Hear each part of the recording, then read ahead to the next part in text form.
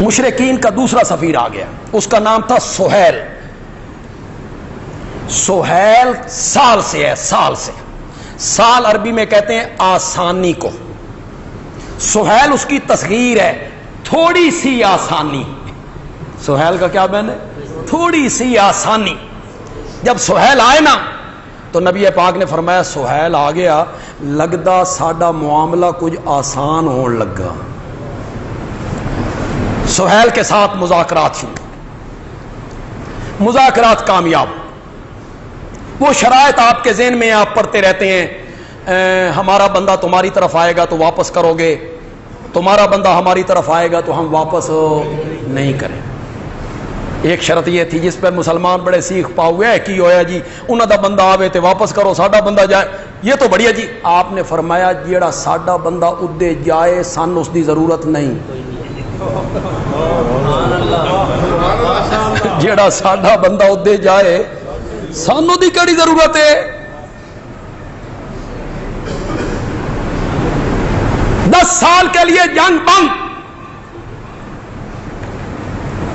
اس طرح کی کچھ شرائط، ان شرائط پہ سلو۔ بظاہر وہ شرطیں بڑی مسلمانوں کے حق میں کمزور تھیں، بڑی بظاہر یعنی جن کی ظاہری نظر ہے نا بڑی کمزور شرطیں تھیں۔ اس لیے حضرت عمر رضی اللہ تعالیٰ عنہ نبی پاک کے پاس جا کے یا رسول اللہ سے سچے نہیں کہ کیوں نہیں؟ آپ اللہ کے نبی نہیں؟ کیوں نہیں؟ پھر دب کے سلو کیوں؟ نبی پاک نے ایک جملہ کہا، میں اللہ کا نبی ہوں، اس کے حکم کا پابند۔ حضرت عمر کہتے ہیں میں وہاں سے نکلا، حضرت ابو بکر کے خیمے میں آیا، میں نے کہا اللہ دے نبی نہیں؟ ہاں۔ اسی سچے نہیں؟ ہاں۔ دب کے سلو کیوں؟ حضرت عمر کہتے ہیں ابو بکر نے جواب میں کہا وہ اللہ کے نبی ہیں، اللہ کے حکم کی خلاف ورزی نہیں کر سکتے۔ جو جواب مجھے نبی پاک نے دیا وہی جواب ابو بکر نے رضی اللہ تعالی۔ معاہدہ جب لکھا جانے لگا نا، معاہدہ طے ہو گیا، لکھا جانے لگا، تو معاہدہ لکھنے والے حضرت علی ابن ابی طالب رضی اللہ تعالی، وہ معاہدہ لکھ رہے ہیں۔ آپ نے معاہدہ لکھوانا شروع کیا، بسم اللہ الرحمن الرحیم۔ حضرت علی نے بسم اللہ الرحمن الرحیم لکھا۔ سہیل کہنے لگا یہ رحمان کیا ہوتا ہے؟ ہم تو نہیں جانتے رحمان کون ہے۔ ہمارے ہاں لکھا جاتا ہے بے اسم کا اللہم، بے اسم کا اللہم، تیرے نام سے ہے اللہ، کاٹو اس کو، یہ رحمان بھی کاٹو رحیم بھی کاٹو، بے اسم کا اللہم لکھو۔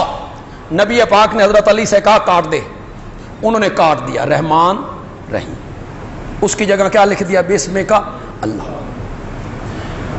نبی پاک نے لکھوایا ھذا ما قضا علیہ محمد الرسول اللہ صلی اللہ علیہ وسلم، یہ ہے وہ معاہدہ جو لکھا جا رہا ہے محمد کی طرف سے جو اللہ کا رسول ہے۔ سہیل پھر بولا، اس نے کہا اگر ہم آپ کو اللہ کا رسول مانیں تو پھر جھگڑا کس کا؟ پھر بیت اللہ سے روکنا کیوں؟ پھر عمرے سے منع کیوں؟ ہم تو آپ کو اللہ کا رسول نہیں مانتے، لہذا رسول اللہ کاٹو اور اس پر لکھو محمد ابن عبداللہ، محمد جو عبداللہ کا بیٹا ہے۔ آپ نے فرمایا علی رسول اللہ کاٹ دے۔ جس علی نے الرحمان کاٹ دیا، اس کی طرف توجہ دلانا چاہتا ہوں، جس علی ابن ابی طالب نے الرحمان بھی کاٹا الرحیم بھی کاٹا، اسے کہا گیا رسول اللہ کاٹ، ابن عبداللہ لکھ۔ اس نے کہا علی کے ہاتھ کٹ سکتے ہیں، محمد کے ساتھ جڑا ہوا رسول اللہ نہیں کاٹ سکتے، نہیں کاٹ سکتے، نہیں کاٹوں گا میں۔ بظاہر یہ نافرمانی ہے، سرسری طور پہ دیکھا جائے نبی پاک کہتے ہیں کاٹ، وہ کہتے ہیں میں نے نہیں کاٹنا، لیکن میں کہتا ہوں اگر یہ بظاہر نافرمانی ہے، اس نافرمانی پر کروڑوں فرما برداریاں بھی قربان ہیں، کروڑوں فرما برداریاں قربان کر دوں، یہ عشق نبی میں ہے۔ نہیں کاٹوں گا رسول اللہ کا لفظ، آپ نے فرمایا قلم میرے ہاتھ میں دے، اس جگہ پہ رکھ، میں اپنے ہاتھ سے کاٹ دیتا ہوں۔ حضرت علی نے کہا آپ کاٹیں، میں نہیں کاٹوں۔ کیوں جی یہ نافرمانی؟ بولو بولو بولو بولو، بولتے کیوں نہیں ہو؟ پتہ نہیں عام میں سے جو سمجھدار لوگ ہیں، تاریخ جاننے والے لوگ ہیں، مختلف مسالک کو سمجھنے والے لوگ ہیں، مختلف مذاہب کو سمجھنے والے لوگ ہیں، مختلف مسالک کے جو عقائد و نظریات، اعتراضات، شبہات کو جاننے والے لوگ ہیں، ہو سکتا ہے میرے پہلے جملے پر وہ چونکے اور انہیں سمجھ آ جائے میں کیا کہنا چاہتا ہوں۔ میں نے کہا یہاں قلم بھی ہے، یہاں کاغذ بھی ہے، یہاں دوات بھی ہے، ہر چیز ہے، ماشاءاللہ۔ یہاں قلم بھی ہے، یہاں کاغذ بھی ہے، یہاں دوات بھی ہے۔ وہ جو نبی پاک نے اپنے انتقال سے 4 دن پہلے کہا تھا لے آؤ قلم اور کاغذ، میں تمہیں کچھ ایسی چیزیں لکھ کر دوں کہ جس کے بعد تم کبھی گمراہ نہیں ہوگے، وہاں قلم بھی نہیں تھا، وہاں کاغذ بھی نہیں تھا، وہاں کسی کو خطاب بھی نہیں تھا، کسی کو خطاب بھی نہیں تھا، یہاں سب کچھ تھا۔ حضرت علی نے کہا میں نے رسول اللہ نہیں کاٹنا، اور وہاں میرے نبی نے کہا آؤ میں تمہیں کوئی تحریر لکھ دوں جس کے بعد تم گمراہ نہیں ہوگے۔ حضرت عمر نے کہا حسبنا کتاب اللہ، حسبنا کتاب اللہ، ہمیں کسی تحریر کی ضرورت نہیں، ہمارے لیے اللہ کی کتاب کافی ہے، ہمارے لیے اللہ کی کتاب کافی۔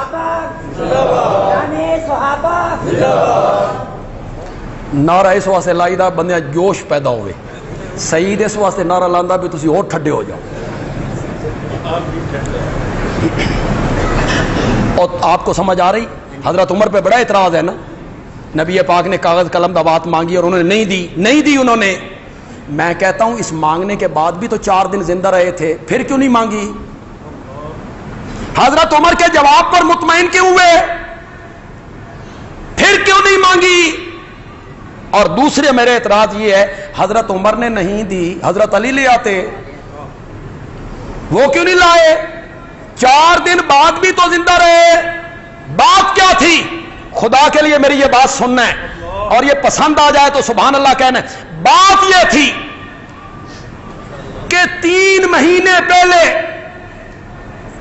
عرفات کے میدان میں میرے نبی یہ کہہ چکے تھے میں تم میں 2 چیزیں چھوڑ کے جا رہا ہوں، ان کو مضبوطی سے پکڑے رکھو گے تو تم گمراہ نہیں ہوگے، نہیں ہوگے، نہیں ہوگے۔ 3 مہینے کے بعد میرا نبی امتحان لینا چاہتا تھا۔ انہوں وہ خطبہ یاد ہے، انہوں وہ خطبہ یاد ہے، میرے نبی نے امتحان لیا اور فاروق اعظم 100 میں سے 100 نمبر لے کے پاس ہو گیا۔ اس نے کہا حسبنا کتاب اللہ، ہمیں اللہ کی کتاب کافی ہے۔ نبی پاک اس جواب پہ مطمئن ہوئے، اس لیے اس کے بعد 4 دن آپ زندہ رہے، آپ نے پھر کاغذ اور قلم دوات نہیں منگوائی، اور حضرت علی نے بھی وہ قلم اور کاغذ اور دوات آپ کو آ کے نہیں دی۔